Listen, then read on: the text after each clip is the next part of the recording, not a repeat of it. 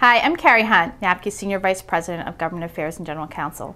Today I'm going to talk about NCUA's second risk-based capital proposal and where we go from here.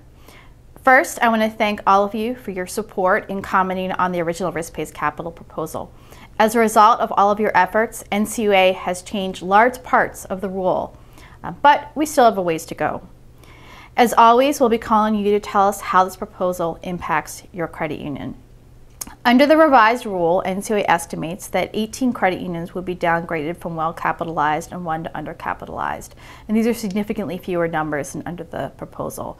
But we know that that is certainly just the beginning of the discussion in terms of impact. We still think we need a legislative change for comprehensive capital reform, and we will continue to fight all unnecessary regulation. We're just beginning our analysis of this 449-page rule, which will be put out for a 90-day comment period. Our regulatory attorneys and economics team, led by our chief economist, are working to provide you with additional resources, and we'll make those available to you in the next few days. NCUA also has provided additional resources, including a spreadsheet where you can see how the rule impacts you. And also NAFCU will also be providing its own calculator where you can actually adjust certain risk weights. The NCUA board approved this rule 2 votes to 1, with board member McWaters casting the dissenting vote. There was a very robust discussion as to whether or not NCUA has the legal authority to create a standard for well-capitalized credit unions and a separate standard for adequately capitalized credit unions. NAFCU certainly expects to comment on this issue during our comment letter this second time around.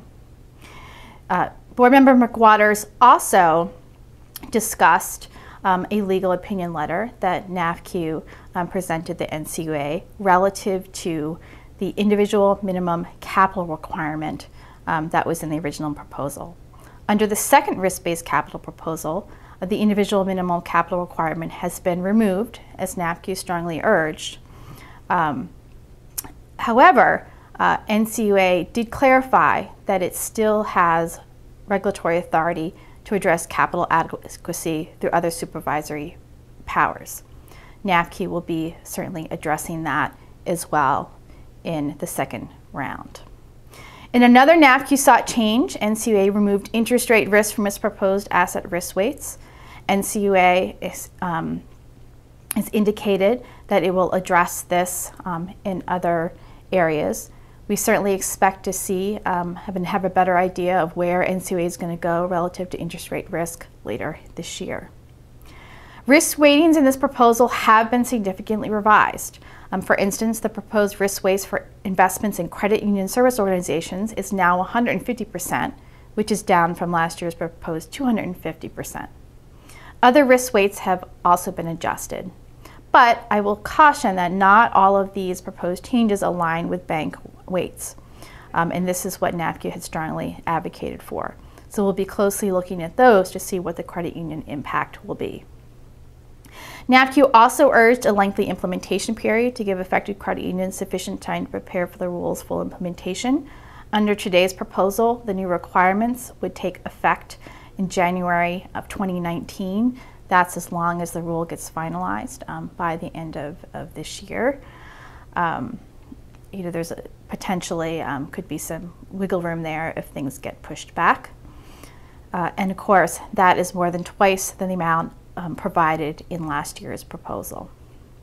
I'll also note that the asset size exemption from the risk-based capital rule will rise from $50 million to $100 million in assets. NAFCU, though, still has serious concerns as to creating a definition of a complex credit union just based on asset size. The proposal does reduce the minimum risk capital ratio for a well-capitalized credit union from 10.5% to 10%. So some progress has been made there, but also we will look at that number closely and see if we have concerns in that regard. Now let me turn to cost. NCUA estimates that the aggregate capital that affected credit unions would need to raise under the revised proposal to be well capitalized is roughly $50 million, and that's down from the $700 million they indicated under the first proposal. NAFCU will be running our own numbers to see whether we agree with NCUA's estimates, and certainly cost is a huge concern. In addition to the cost of capital that credit unions will have to hold, there are direct costs as well. NCUA is estimating that the rule would cost credit unions more than $5 million for policy review and revision. That's just basically every credit union is going to have to read the rule, and there's a cost, both direct cost and just in time and in labor in that regard. And also it's going to cost the NCUA over $3 million to implement. There are going to be significant changes to the call report, and it really is unclear as to what the ongoing cost of implementing risk-based capital will be. NAFCU continues to believe that risk-based capital needs to be addressed comprehensively, and we question any regulatory regime that's extremely costly and only impacts, or has the potential to impact, a small number of credit unions. We still think that NCUA can address capital on the supervisory side, and we will continue to see where areas of this rule can be adjusted and changed. But again, we need your feedback and participation.